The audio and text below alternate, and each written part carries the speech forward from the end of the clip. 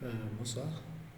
Dans ce tutoriel, on va apprendre comment par Git envoyer des fichiers que nous avons créés ou bien modifiés au niveau de notre environnement Eclipse, ou bien comment récupérer des fichiers depuis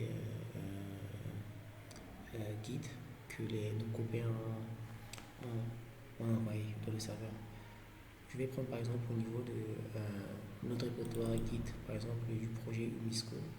Le projet Umisco Web, quand on ouvre le fichier source, on voit par exemple le package, on voit la classe beans admin. On remarque qu'il y a deux fichiers, il y a un fichier role bin et un fichier test ban.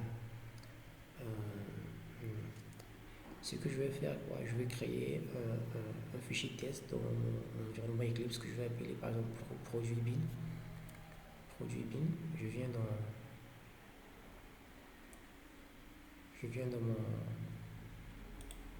mon package par exemple, je vais créer un fichier test qu'on appelle produit bin.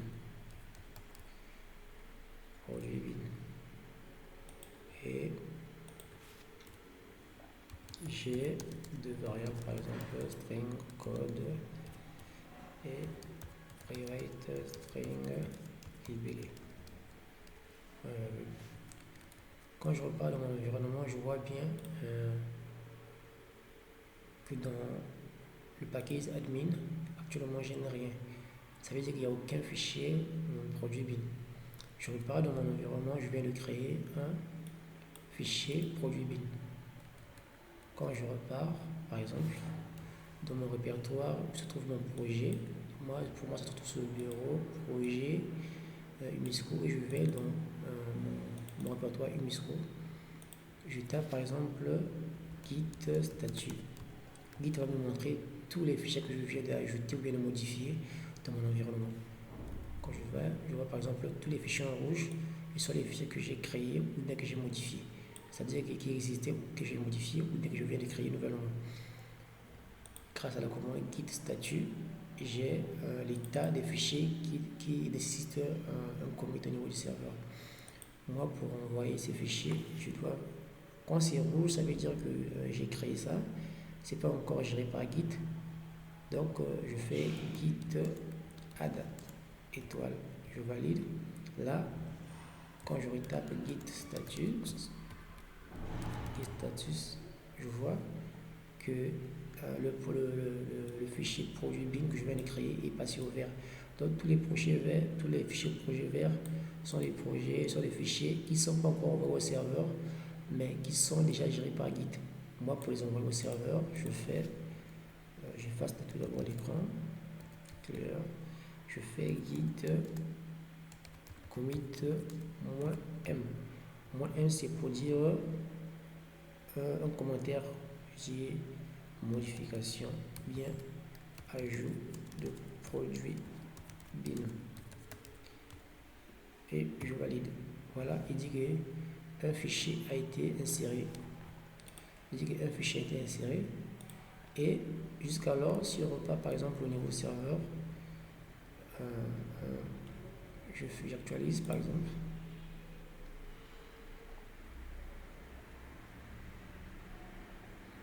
Et je fais par source.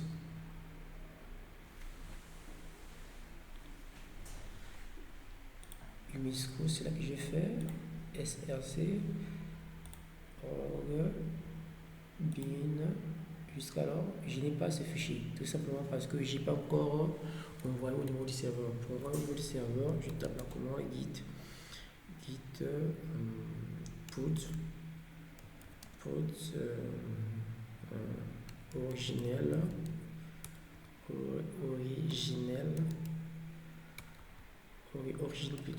origine master. Master, c'est pour dire les repositories distants.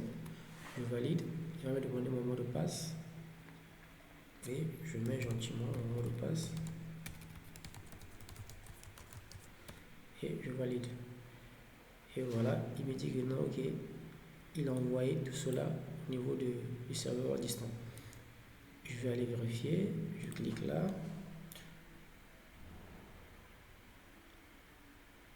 je clique et je dis source pour voir est-ce que réellement Git me dit ce qu'il a ajouté et je viens dans src source pins. Voilà, je vois bien le produit là. Ok, je vois ce que j'ai créé et dans le produit, tous les amis qui sont chez eux, qui ont déjà récupéré le repository, peuvent par exemple faire un git pull. Un git pull, c'est pour que si, par exemple, Aïta ou bien Raïti a envoyé un fichier, moi je n'ai pas, je fais git pull. Donc, à chaque fois que je ouvre mon Eclipse ou bien mon environnement, avant de commencer à développer, c'est toujours nécessaire, bien conseillé de faire un git pull pour mettre à jour mon environnement parce qu'il se pourrait que mes amis, la nuit, ils n'ont pas dormi, ils ont envoyé des fichiers. Et là, je fais git pull. Actuellement, il me dit par exemple que non, il n'y a aucune modification qui a été déjà que les temps envoyé sur le serveur. Ça veut dire que je suis le seul actuellement à envoyer tout sur le serveur. Alors, s'il y avait des modifications, il devait bien voir que il devait me dérouler tous les fichiers qu'il a récupéré. Je devais venir au niveau de mon environnement, c'est CTRL A, tout sélectionner et faire un refresh et faire un F5 pour rafraîchir mon environnement. Ou bien tout simplement sur chaque projet, par exemple refresh, et je vais mettre à jour mon environnement. Maintenant, supposons le cas où par exemple j'ai créé test bin et produit bin, c'était une erreur de ma part, je ne veux pas créer ces fichiers, donc ça veut dire que j'ai envoyé des fichiers inutiles au niveau du serveur. Ce que je fais, c'est quoi? Je les sélectionne au niveau Eclipse, je les supprime, ok. Et je repars au niveau de Git pour dire au serveur que non, attention, supprime ces fichiers-là, j'ai commis une bêtise en les envoyant. Donc, ce que je fais, c'est Git status. Voilà, il me dit par exemple, non, attention, ton répertoire, ton repository, tu viens de supprimer deux fichiers récemment. Ce que je vais faire, c'est envoyer ça au niveau du serveur. Je copie par exemple ce lien-là. Je dois impacter ça au niveau du serveur. Je dis par exemple git rm pour supprimer, et je copie la commande et j'envoie. Il me dit did not match and file. Et je dis git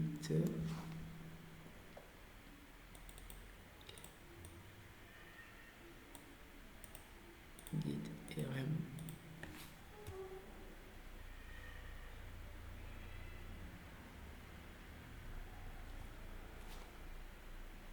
git rm, tape la commande fatal misco pour java file git statut delete. Alors je dis git commit -m suppression des fichiers. Il me dit qu'il a envoyé deux fichiers en suppression. Après, je dis git put origine master. J'envoie gentiment, comme d'habitude. Git me demande le fichier. Voilà, je commit et j'envoie. Quand je repars au niveau de mon Git, voilà, puis au niveau des sources, je mets scope, je viens là, bins, paf, tous ces fichiers bazar là, ils sont supprimés parce que je vais les supprimer. Donc j'espère que ça va vous aider à comprendre un peu les commandes de base de Git. Quand vous travaillez, comment envoyer, et comment récupérer. Pour récupérer ces git pull, pour envoyer, il faut d'abord faire git add, après git commit avec le paramètre -m pour dire le message de ton commit. Après avoir fini, tu fais git put origin master. Ok, merci.